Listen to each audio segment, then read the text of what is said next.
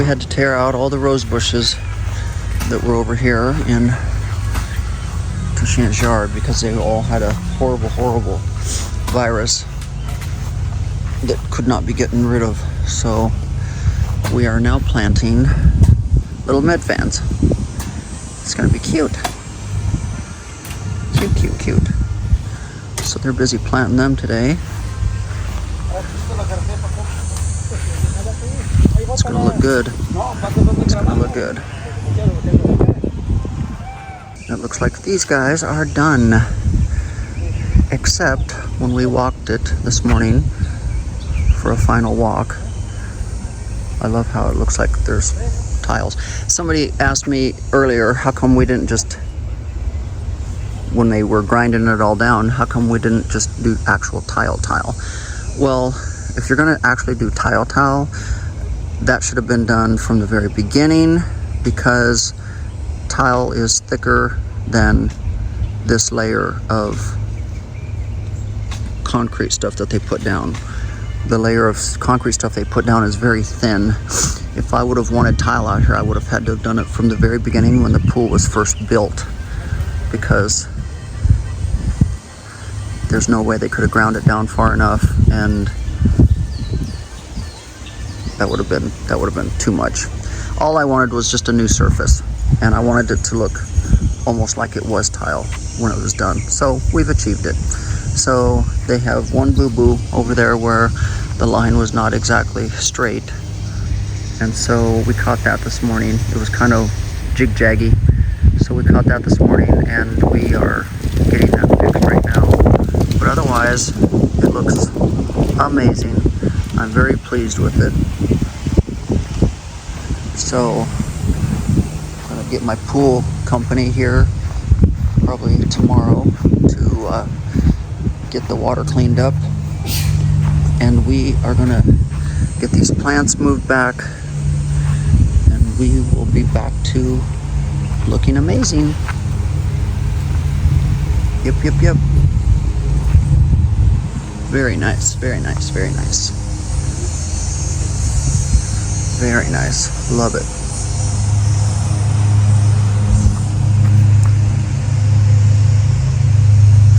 Looks like tile without it having to be tile, and it's skid resistant. It's got a good texture to it, so even if it's wet, it's not going to be slippery like tile can be. Yeah. And they are repainting the ceiling out here on the front entrance. Getting that done. Yeah. And they're gonna have to do the ceiling out in the outdoor living area also. Yep. So we're transplanting that holly, and we're gonna put it over here.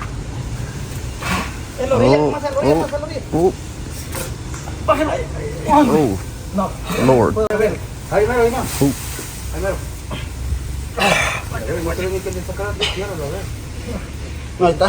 Turn it.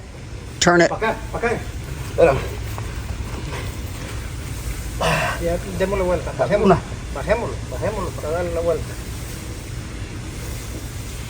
Levánalo de ahí. Más? More? I guess we can shape him, you know. Yeah. Shape him, make it round, Yeah. We'll shape him. He's fine. We'll shape him.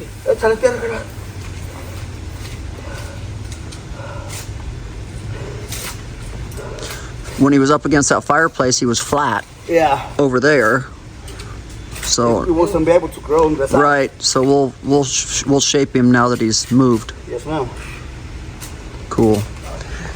So we're planting him outside my pergola back here because he needs to be away from that fireplace. He's being very misshaped, grown by that fireplace, so he'll look good back here. My pergola, and it's just added another tree. It's pretty. Yeah. Okay, back home. Whirlwind trip to California. Successful though, very successful. Good. So now I am And I know you guys won't be seeing this until Monday. But today is Wednesday. I know you're not seeing it till Monday, but today's Wednesday. I've got a speaking engagement I've got to go do tonight for the Pink Shutter House speaker series. Anyways, so I am really tired from the trip, but what the heck, the show must go on. Things got to get done. So I am getting my makeup done again, getting my hair done, and we're going to be going up to Conroe to this. It's called the Pink Shutter House. It's a speaker series, so I'm excited to do this. I haven't done a speaking engagement for a while now, so kind of excited. I love to speak and share my story. So, gotta get this face on and pull it together.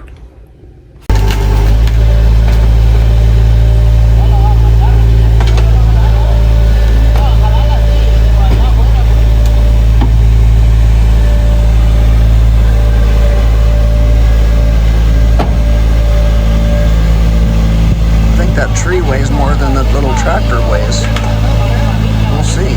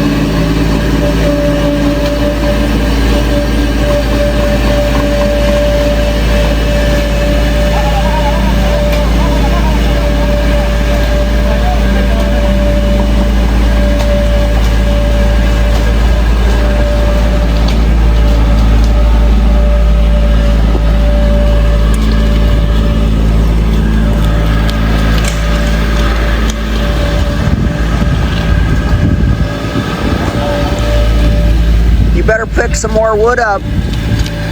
You're going to need to put some more wood down there.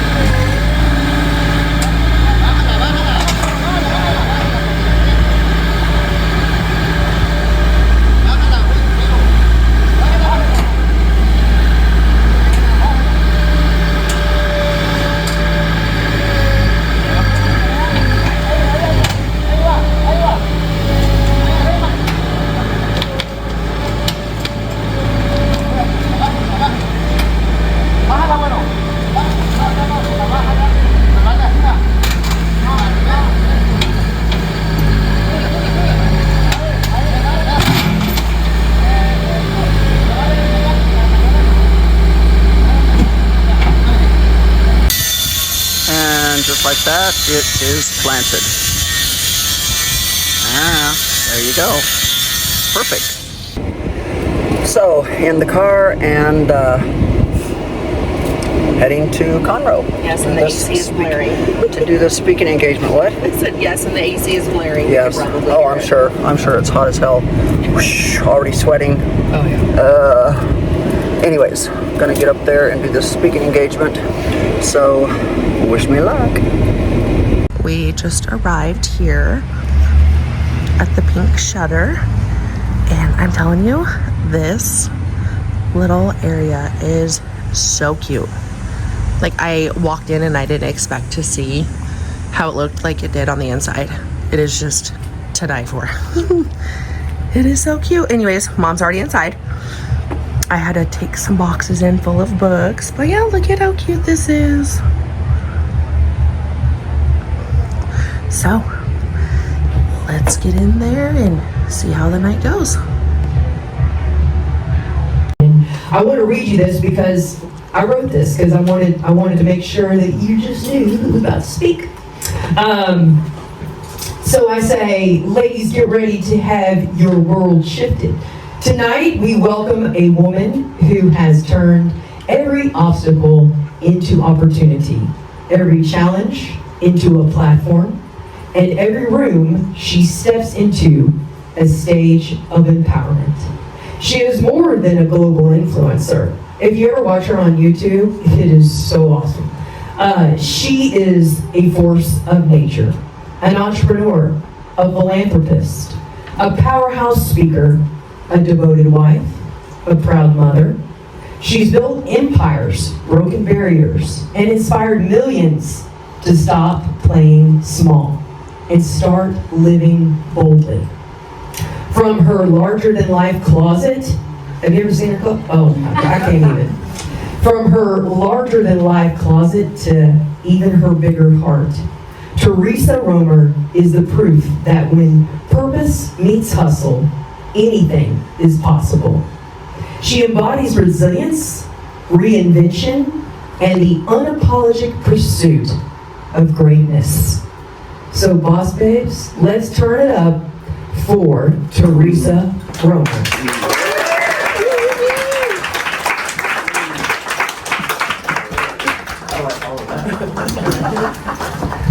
You become so resilient? And I said, I don't know. I think it started in my mother's womb because she literally, her water broke when she was 4 months pregnant.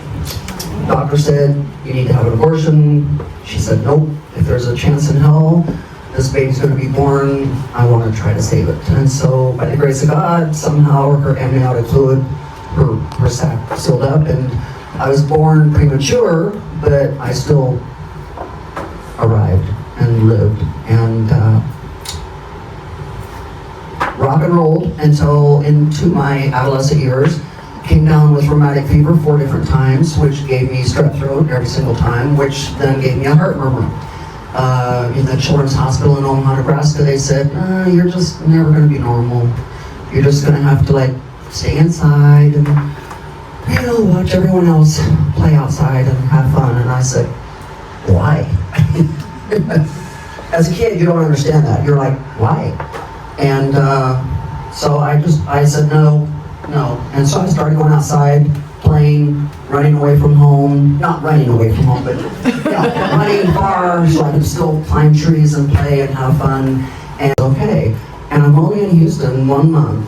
And a girlfriend that I met says, oh, you should go to my church with me. And I said, okay. So we go to the church, and who do I meet? The man I'm married to now. Now, when they say Texas men are very forward, this man walked in, he's 6'7". He walks in, he sits down right beside me, and he starts holding my hand. And I'm like, wow, okay, they're really forward in Texas.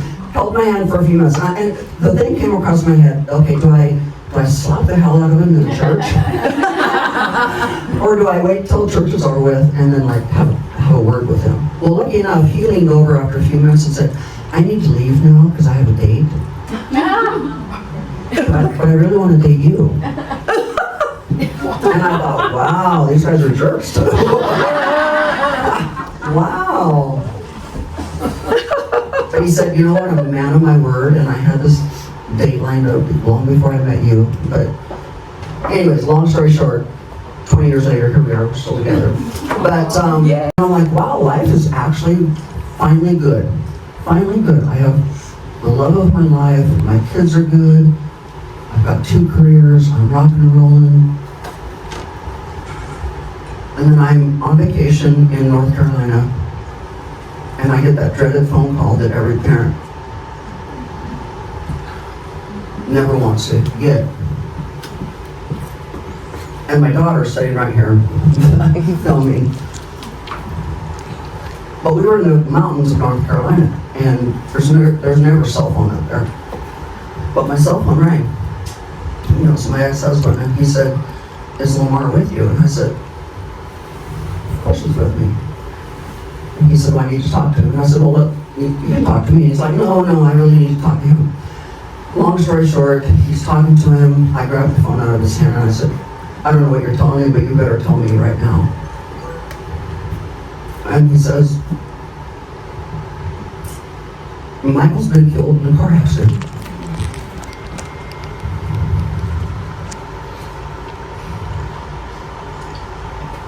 And all I remember is falling to my knees,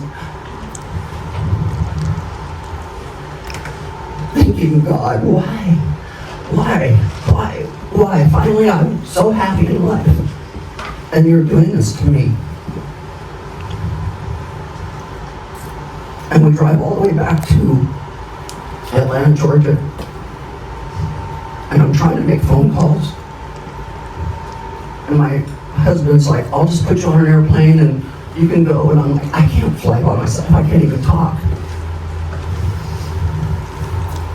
But I get to Wyoming, and I called the funeral home from the airport, and I said, "I need to see my son." And they're like, "No, you can't see him." I said, "I don't care what he looks like, I have to see him, I have to know it's my son." And I walked into that funeral home, into the basement, and there he was, on a cold metal tray. And he was only 19, and he had his whole life ahead of him.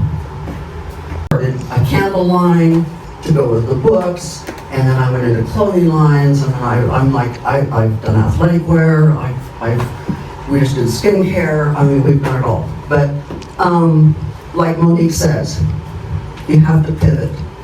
You have to constantly be reinventing yourself. I got on social media and YouTube in 2000. Well, first of all, my first social media account was MySpace. Nice. MySpace. I mean, like, I'm aging myself big time. But MySpace, and then it went into everything else we do. I started my YouTube channel in 2011. It doesn't matter what is thrown at you, you just overcome it. Mm-hmm. You can't bow down to it, you can't kneel and act like it didn't happen. I mean, from the outside, people always look at me and go, "Oh my God, you have such a perfect life, perfect world." No. And I'm not one of those people that puts fake stuff out there on the internet, like on Instagram and YouTube, and like, "Oh, this is my life, woo," you know. No. I put the raw stuff out there. I'm very authentic, I'm very real. And in 2014, when I had to file a restraining order and I lost my TV show, my closet became very famous. And then there was a robbery that became very famous. And I was called all kinds of horrible names in this world. And instead of running from it, I just stood up to it. And I said, you don't know me, you don't know the truth, you don't know the story. Well, that's been 11 years ago. Mm-hmm. Wow, where's time gone? But the great thing about that closet was a lot of people didn't know that closet was built for charity purposes. It was never intended for anything other than that. Because every time I would have a charity event in my house, the girls would go, "Can we go see your closet?" And it didn't even matter if the closet was like 10 foot by 10 foot. It was always pretty. And so everybody would sit on the floor, get the champagne and drink and just look at pretty stuff. And so I said, why not build a venue? Why not build a closet? So big that I can actually have the events in the closet because that's where the women want to be anyways. Genius! So the closet was born, and unbeknownst to a lot of the publicity that it got, they never really touched on the fact of why the closet was actually there. It was the closet that was continually giving back because we could easily put 100 women in the closet. Women would pay $100 to go to the event. All the money would go to the charity of choice. Every 3 months we clean out the closet. We give stuff to women's shelters as well as we give stuff to Poshmark, and the money from the Poshmark goes to the charity of the choice. And I'm like, pivot. Just like AI and ChatGPT. Yeah. Been using it for years. I'm like, wow, everybody's finally doing it? Where y'all been? So I love knowing what's coming down the chute. I want to do it first. And I never let my age get in the way of that. Like, I don't even know, I still think I'm like 35. You look 35. But I've never let age define me. Like, to me, it's just a number. If I want to try something, I do it. Because I don't want to be that person that's sitting in the rocking chair when it's time and say, God, I wish I would have. Why didn't I try that? I don't want to be that person. I want to be that person in that rocking chair going, I did it all. Yeah. I might have failed at some things, I might have succeeded at some things, but I did it all and I have no regrets. Yeah. No regrets. Come into your space and talk. And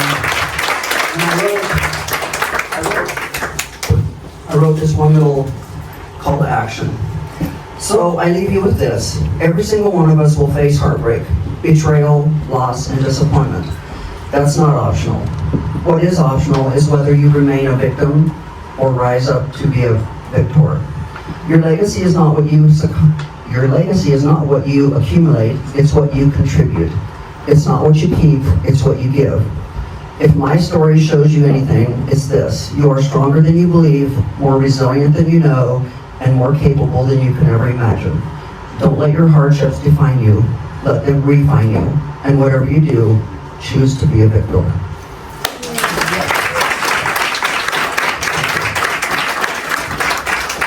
Well, give it up for her, Theresa one more time.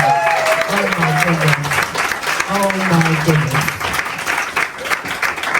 Okay, she spoke a little bit about this fashion show, and I just want to tell you from a attendee that has been going to her fashion show for 10 or 11 years, right?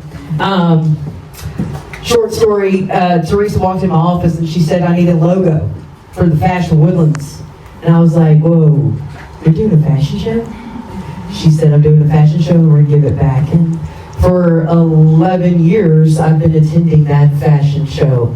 Last year blew me away. I don't even think my mouth closed.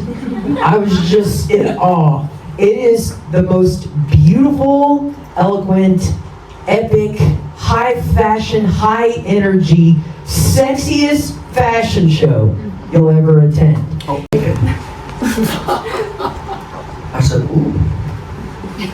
Now, mind you, for this photo, I was 54, right? 10 years ago. Yeah. Now, mind you, I've competed. I was Mrs. Texas in 2010. I was Miss US Open in bodybuilding in 1999 and 2000. I've always been in health and fitness. I've always taken care of myself. I've just been in good shape. But when they said I had to stand naked in Times Square, I was like, not even a bikini? Nothing to cover up nothing? So I knew once again I had to be in the best shape of my life. But I had a conversation with my husband and my children and grandchildren, because we have love and grandchildren, and I said, okay, I have to stand naked in Times Square. Are you okay with that?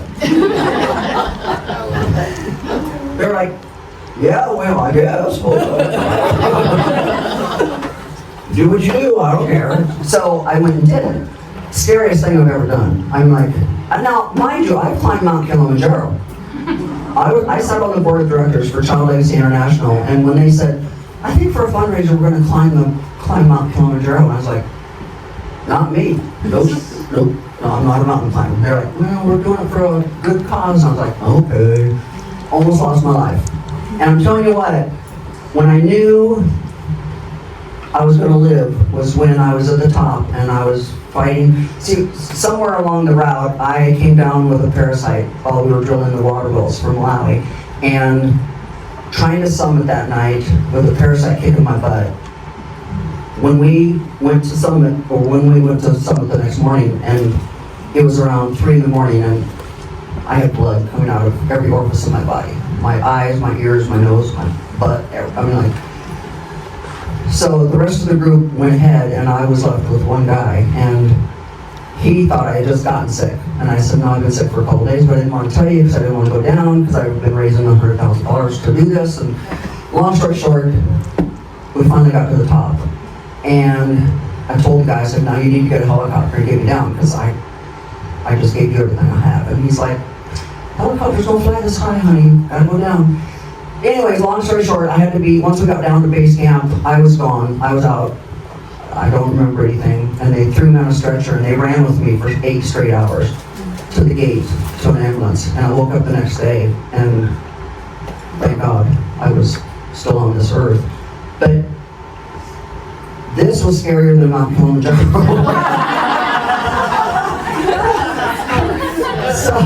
So we did this photo shoot, and I get home. Now, mind you, we only wanted the backside with the fur coat, right? We didn't want the nakedness on the front side. But guess what's on the front side of me? Lots of people with telephones. Yeah.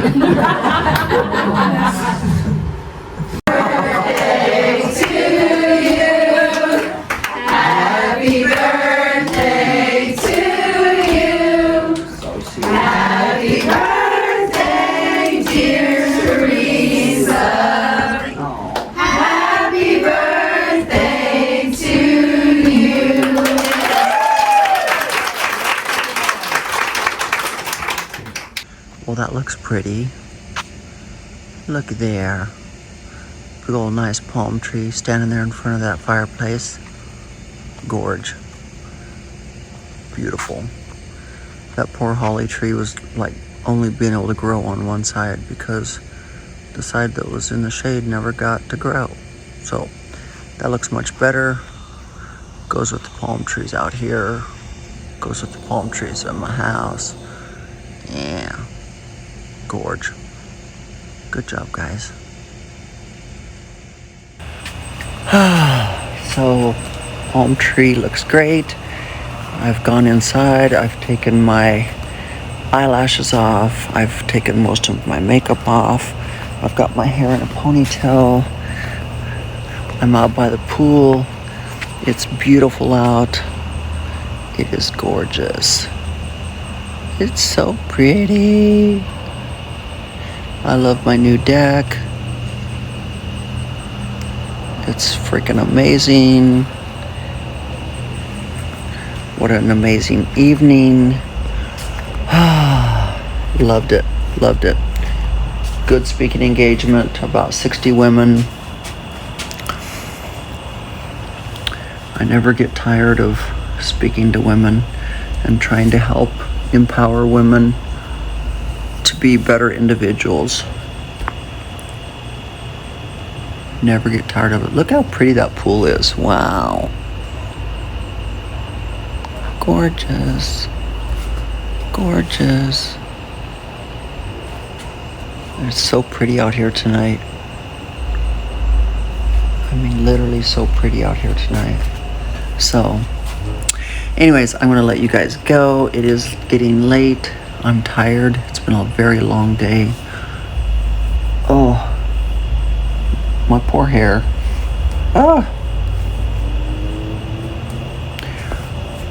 But with that said, We're rocking and rolling. We are only 6 weeks away from Fashion Woodlands. Can you believe that? Let the chaos begin. Yes. I feel more at peace this year though. And I know I say that every year, and then every year all hell breaks loose and my heart palpitates, but I feel really at ease this year. Like usually by the time we do the press release, I'm already starting to freak out because there's so much to do yet. And yet this year, we just did the press release, we just did the press conference in the closet, and I feel really good. I think it's like with anything, the more you do it, the easier it gets, the better it gets, the more, anyways, I'm tired. I need to go to bed. So, thank you for watching the video. Thank you for all of your support over the years. As I mentioned in the video, I started with MySpace. God. I know some of you youngsters are going to go, what's MySpace?